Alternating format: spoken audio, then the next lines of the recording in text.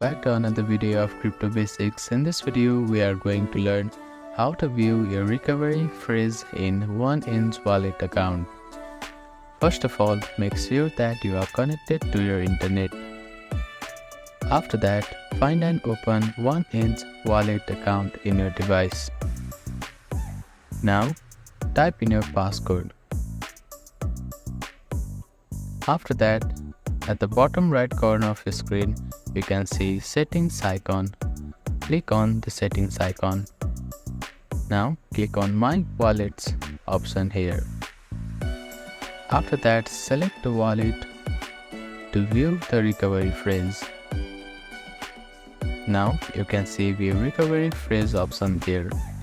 Click on it and you need to type in your password here. After that, you can see your recovery phrases on your screen.